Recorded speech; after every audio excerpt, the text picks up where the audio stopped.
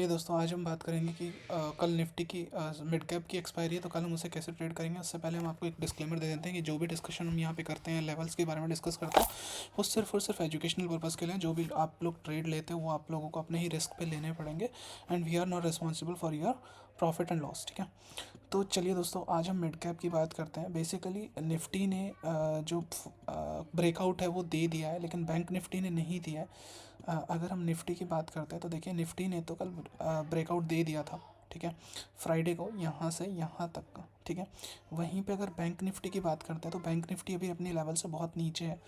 तो दोनों चीज़ें हो सकती हैं, या तो निफ्टी को कल नीचे आना पड़ेगा या बैंक निफ्टी को ऊपर जाना पड़ेगा। ठीक है, वहीं अगर हम मिड कैप की बात करते हैं, ठीक है, 15 मिनट्स चार्ट में, तो मिड कैप ने क्या किया, अभी ब्रेकआउट नहीं दिया है। ठीक है, मिड कैप अभी अपने लेवल से ऊपर है। तो दो चीज़ें हो सकती हैं, पहले हमें देखना पड़ेगा कि मिड कैप जो है कल वो एक्सपायरी देने वाला है या डल एक्सपायरी देगा। ठीक है, तो कल हम मिड कैप को कैसे ट्रेड करने वाले हैं। वैसे तो मिड कैप क्या है कि हायर हायर बना रहा है, देखिए यहाँ पे एक हायर बनाया, फिर यहाँ पे एक स्विंग एंड यहाँ पे एक स्विंग। ठीक है, हायर एंड हाई बना रहा है। अब इसमें हमें क्या देखना पड़ेगा, अब देखने वाली चीज़ ये होगी कि कल जो मिड कैप है वो ओपन कहाँ पे होता है। अगर मिड कैप कल यहाँ पे ओपन हो जाता है, ठीक है, लेट्स अज्यूम इट कि वो नीचे ओपन हो जाता है 20-30 पॉइंट। ठीक है, तो उसके लिए क्या होगा, सबसे पहले तो ये देखना पड़ेगा कि वो अगर यहाँ पे ओपन हो रहा है तो ऊपर जाके नीचे आ रहा है, या यहीं पे ओपन होके नीचे जा रहा है और सपोर्ट बना रहा है इसी लेवल पे, सेम लेवल पे। क्योंकि देखिए दो सपोर्ट है यहाँ पे, एक तो ये वाला सपोर्ट है एंड देन फिर एक ये सपोर्ट है। ठीक है, यहाँ पे दो सपोर्ट है, तो यहाँ पे ये देखना पड़ेगा कि ये सपोर्ट बना के ऊपर जा रहा है।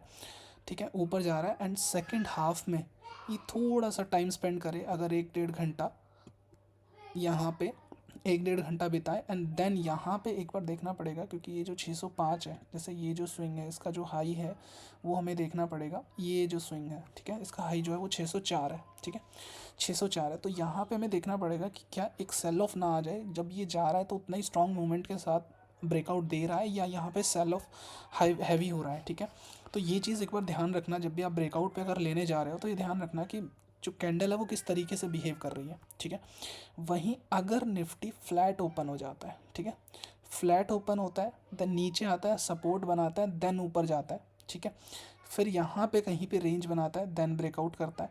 ठीक है, लेकिन अगर मार्केट क्या होता है उस दिन निफ्टी की तरह अगर यहीं पे ओपन हो जाता है, ठीक है, देन नीचे आता है, यहाँ पे एक सपोर्ट बनाता है, देन ऊपर चला जाएगा मार्केट। ठीक है, लेकिन ये भी ध्यान रखना कि मार्केट साइडवेज के चांसेस तो कम है, लेकिन निफ्टी को देखते हुए निफ्टी के साथ कॉरिलेशन कम होता है मिड कैप का, लेकिन यहाँ पे ये देखना पड़ेगा कि ये साइडवेज ना हो।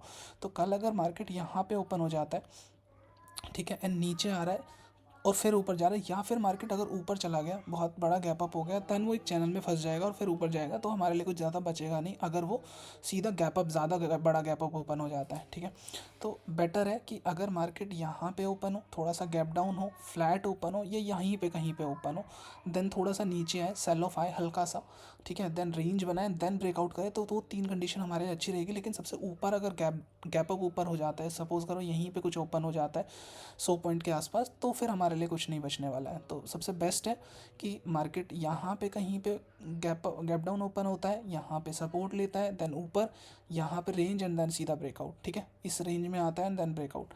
ठीक है, या फिर मार्केट क्या करता है, फ्लैट ओपन होता है, यहाँ पे आता है, रेंज बनाता है, देन ऊपर क्या, या फिर मार्केट इन सब के आसपास यहाँ पे ऊपर होता है, नीचे सपोर्ट बनाता है इसके आसपास या इसके यहीं पे, और देन ब्रेकआउट करता है।